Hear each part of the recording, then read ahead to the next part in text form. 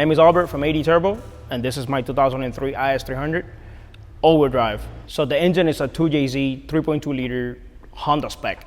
It uses Manley pistons, rods, Honda spec. Not Toyota spec, but Honda spec. It's a 3.2, high compression. As far as I can say about the engine, it's about it. It's a research and development that it's been on for about over a year, so it's a good motor. I like it. It's torquey. It does what it needs to do. So it's a GE head, the original that came in the car, ported by Porting Solutions, and it's got a custom spec cam for the VVTi, which still works, for Drivetrain and all of the above. It has a Bully intake manifold with a 105 throttle body, 12 injectors, 8685 seems to be the turbo of choice. 8685, it probably makes north of 1200 horsepower on a good day.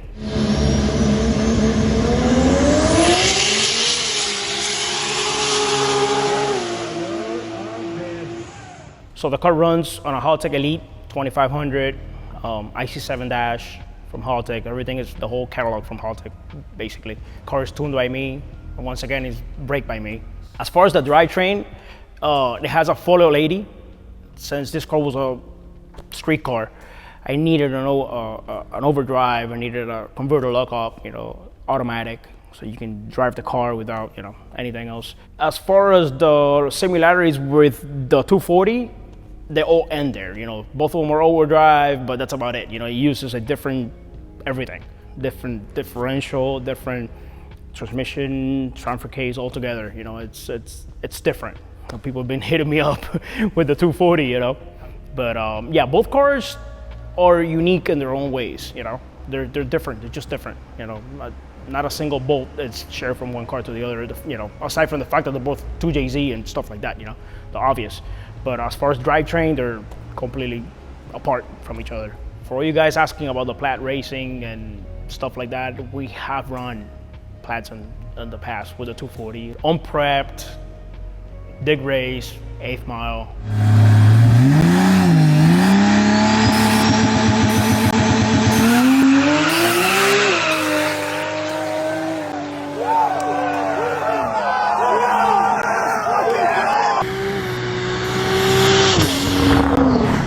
Bro, that is confidence.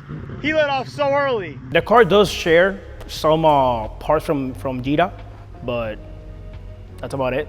Car is left-hand drive, all of the other ones are right-hand drive. So this is not an imported car from Japan or any of that stuff. It's a sedan, it's US spec. As far as that, we had to make a lot of modifications to make everything work, make everything, sit where it sits right now. Because, like I said, drivability was a big concern, and I wanted to have the car 100% street legal and 100% drivable, and then I can daily the car even if I wanted to. As far as performance, I have dragged the car, and I don't know if I should say numbers. What do you think, Javier? Give us the goods. All right, so the magic number is 289 on the 60 to 130. It's the fastest the car's been. So with that being said, it puts the car, I don't know where, but it's fast, I guess. I guess whenever we go for a ride, you'll be the judge of it, Javier.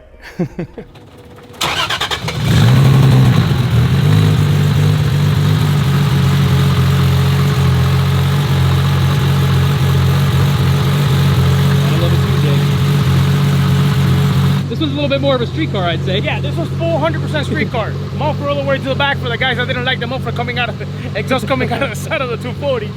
And this one's got AC, power steering, full interior. No It's way. got everything, dude. Dude, that's awesome. That's speaking my language.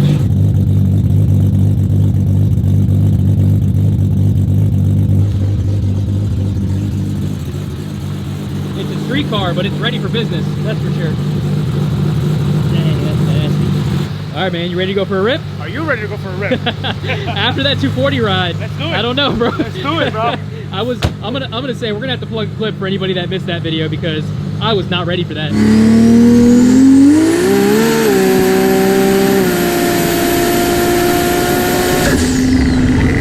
I was absolutely not ready for that. How hard that thing launched, man. So I cannot wait to feel this thing.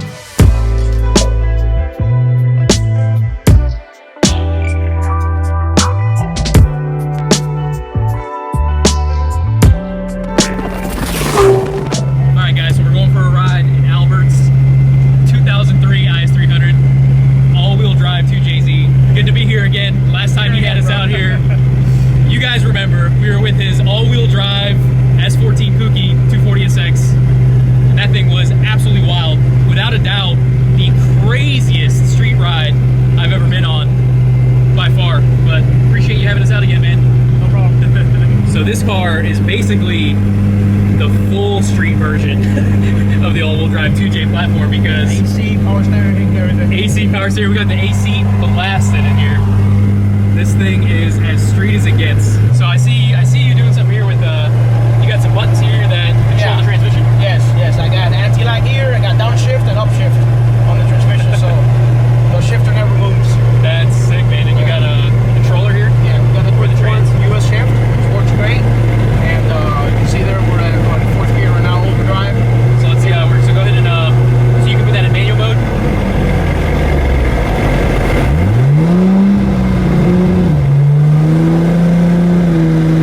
That's awesome. You're doing that. Yep, About right the wheel there. Yes, sir. That is sick. And man, we got all the seats in it. Street car, baby.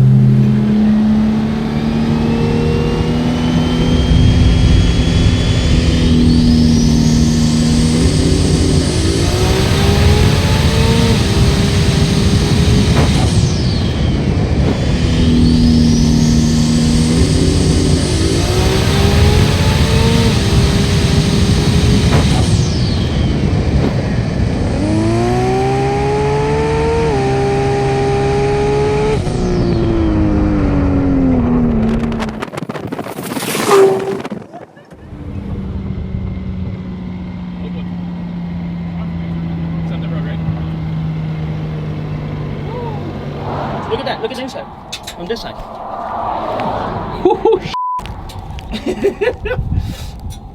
All right. Got some carnage. All right, so we destroyed a drive shaft, we think, front drive shaft. But up until then, this thing was f***ing partying, straight up angry. Angry. That's what we broke it. So this was partying until it wasn't. Drive, Dude, this just was fast. It's heavy. it's missing some components. Yeah, looks it like was a good gauge tube and everything. It was. it disintegrated. Like I saw it come off the bottom. A couple other pieces. A couple of things came off. Loose like that a Yeah. little bit.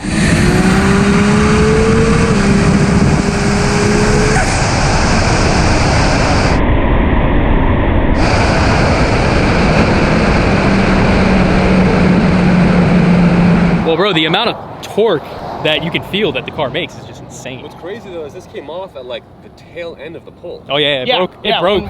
Remember, power still comes in. All the boost came in, bro, and with third, right? Yeah. Dude. Yeah, and then this thing came apart. All right, boys. So we lost the. So we are in a rear-wheel drive IS300 now. we lost the drive shaft. Front drive shaft went home. But we completed the pull, and this thing is absolutely savage.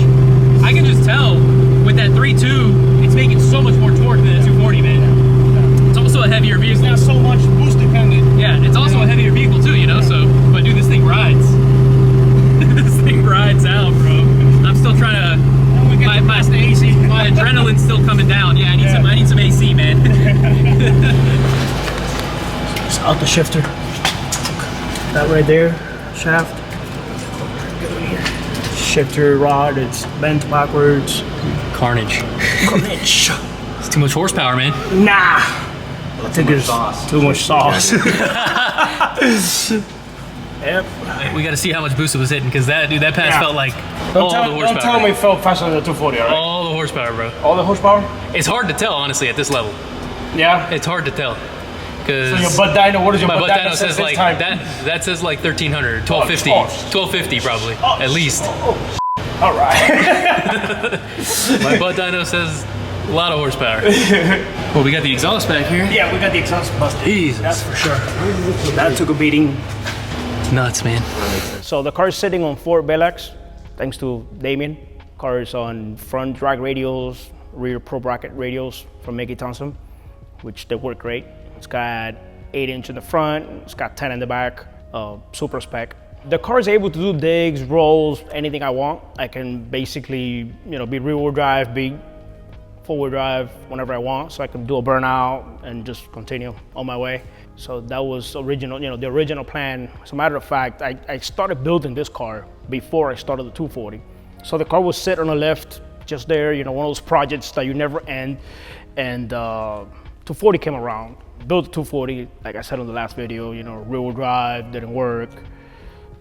Made it into a all-wheel drive. And right after that, you know, whenever the car was done, I looked up to the lift and say, you know what, you're next. So I stepped the car back a little bit, since the 240 is like kind of like the weekend warrior. This car, I wanted it to be the way it sits right now, you know, obviously compromising some performance. It is a heavier car. The car performs the way it performs, but at the end of the day, it always has less, you know, a lot more left in it. But it needs to be a straight car. It needs to sit that way, so AC staying in, power steering staying in, full interior, everything staying in the car, you know, because that was what it was meant to be the entire time.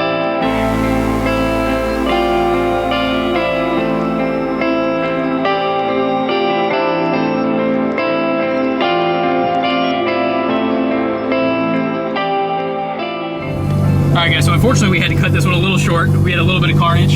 Yeah. So to be continued on some more pulls, but I will say, I don't know if it's quite as fast as the 240. That 240 is the war machine, bro. I don't know. That's what it's meant for, bro. I don't know if I'm gonna be able to top that one. By the way, I want to give a special shout out to Junior from On-Site Welding, Rick from Pro Diagnostics, and last but not least, Mr. Ray Thomas. Thank you for always being there, guys. All right, guys, hope you had a blast. Hope you enjoyed this one. We'll see you next time.